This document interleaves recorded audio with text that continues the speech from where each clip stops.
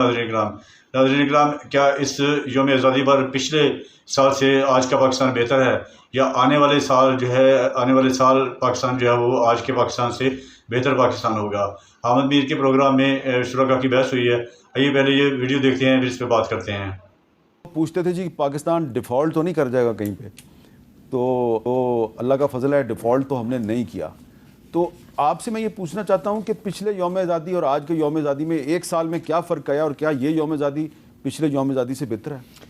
جی بسم اللہ الرحمن الرحیم.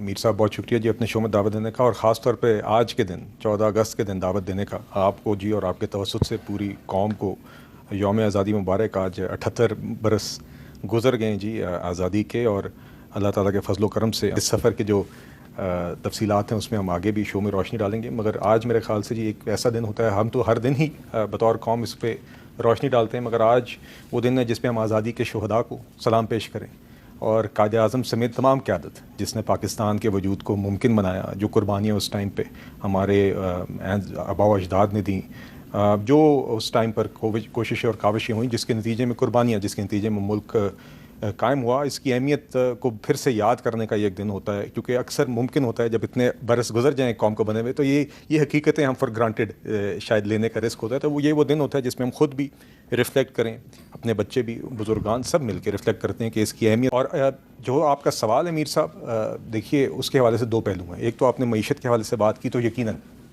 پچھلے سال یہ بات ہو رہی تھی کہ، اور بلکہ جب یہ حکومت بھی ہماری فروری میں پچھلے سال بنی تھی، تو یہ لوگوں کا خیال تھا کہ یہ معاشی طور پہ اتنے مشکل حالات ہیں کہ یہ تو جو بھی حکومت لے گا ایک کانٹوں کا تاج ہے، اور یہ اپنے وزن تلے خود ہی گر جائے گا. اور اس کی بنیاد لوگ معیشت ہی بناتے تھے کہ ملک ڈیفالٹ کر جائے گا، IMF کے ساتھ نیا پروگرام طے پایا جائے گا کہ نہیں. تو پچھلا سال ہم نے بجٹ بھی ایک پیش کیا IMF کے ساتھ، اس وقت نیگوسیشنز بھی جاری تھیں. سپتمبر میں جا کے فارملی وہ پروگرام کا بھی آغاز ہوا، اور الحمدللہ اس کا ریویو آپ نے دیکھا کہ مارچ میں اس کا سٹاف لیول اگریمنٹ ہوا، مئی میں ہم نے وہ ریویو پاس کیا، اور اس ایک سال کے اندر مہنگائی کی شرح کو 23% سے 4.5% پر لایا گیا. زر مبادلہ کے ذخائر مستحکم ہوئے. 14 سال میں پہلی دفعہ کرنٹ اکاؤنٹ سرپلس آیا. آپ کی معیشت نے لیے آگے ہمیں، جو ہم معیشت کو گروتھ کی طرف، مزید روزگار کی طرف لے کے جانا چاہ رہے ہیں، اور IMF سے ایک مستقل چھٹکارا کی جو مستقل بات ہوتی ہے کہ اپنی معیشت میں ڈالر کمانے کی سخت ایکسپورٹ بڑھائیں، اس کی طرف اب ایک سفر جاری ہے. تو الحمدللہ لوگوں کی توقعات کے برعکس منی بجٹ بھی نہیں آیا، اور ہم نے اپنا IMF کے اہداف بھی پورے کیے، اور لوگوں کی توقعات سے بڑھ کر معیشت کو سنبھالا دیا. آگے کافی سفر باقی ہے، اور انشاءاللہ اس پہ بھی میں آپ کے شو میں آگے اگر آپ بات کرنا مناسب سمجھیں گے تو مزید بات کریں گے. مگر میں ایک اور بات ضرور کہنا چاہوں گا اس سال کے یوم آزادی کی اہمیت کے حوالے سے، اور وہ ہے اس سال جنگ میں جیت اللہ تعالیٰ نے ہمیں نصیب کی ہے. میرے خیال سے اس حوالے سے یہ یوم آزادی نہایت اسپیشل ہے.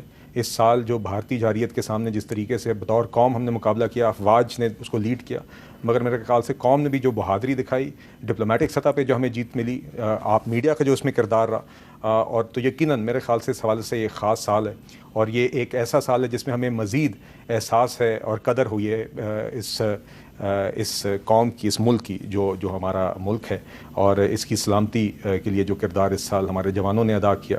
آئی تھنک ہم سب ملک عامر ڈاکٹر صاحب، یہ جو یوم آزادی ہے یہ پچھلے یوم آزادی سے کتنا بہتر ہے، اور اگلا یوم آزادی 2026 کا یوم آزادی آپ کو کیسا لگ رہا ہے؟ بسم اللہ الرحمن الرحیم. بہت شکریہ امیر صاحب. آج میں سب سے پہلے تو بوجھل دل کے ساتھ پوری قوم کو جشن آزادی پر مبارکباد پیش کرتا ہوں، اور اس شعر کے ساتھ اپنی بات کا آغاز کروں گا. یہ داغ داغ اجالا، یہ شب گزیدہ سحر، یہ داغ داغ اجالا، یہ شب گزیدہ سحر، وہ انتظار تھا جس کا، یہ وہ سحر تو نہیں. یہ فیض صاحب نے شعر کہا تھا قیام پاکستان کے کچھ عرصے کے بعد. جی، تو آج قیام پاکستان کے 78ویں سال حالات وہی ہیں. قائد اعظم محمد علی جناح کے 3 فرمودات کے ساتھ میں اپنی بات کو مزید بڑھاؤں گا کہ انہوں نے جمہوریت، آئین اور عوامی حقوق کے لیے بہت واضح اور طاقتور الفاظ کہے تھے. سب سے پہلے انہوں نے نمبر 1 یہ کہا کہ جمہوریت کا مطلب صرف ووٹ دینا نہیں، بلکہ عوام کی رائے کا احترام اور ان کے حقوق کی حفاظت ہے.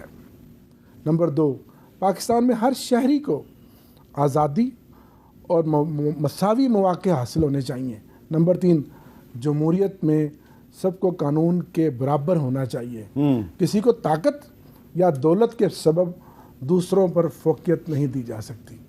آج کیا ہو رہا ہے؟ جب انصاف کو دبایا جائے اور طاقت کو قانون بنایا، محمد علی جناح کے افکار اور قول کے مطابق ریاست نہیں بنتی، وہ پھر جنگل کی ریاست بن جاتی ہے اور جنگل کا قانون ہے۔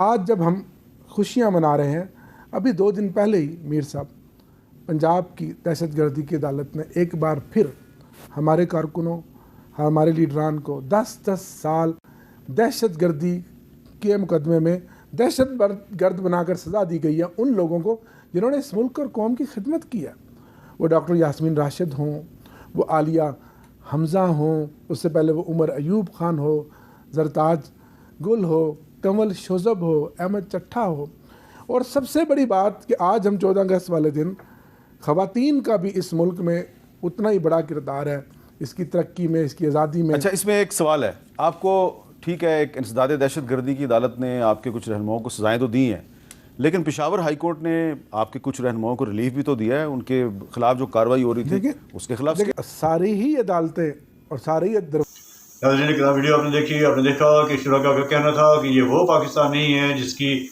جس کا خواب علامہ اقبال نے دیکھا، اور جس ریاست کی بات قائد اعظم محمد علی جناح نے رکھی تھی اور جیسی ریاست کے بارے میں سوچا تھا، یہ وہ ریاست نہیں ہے۔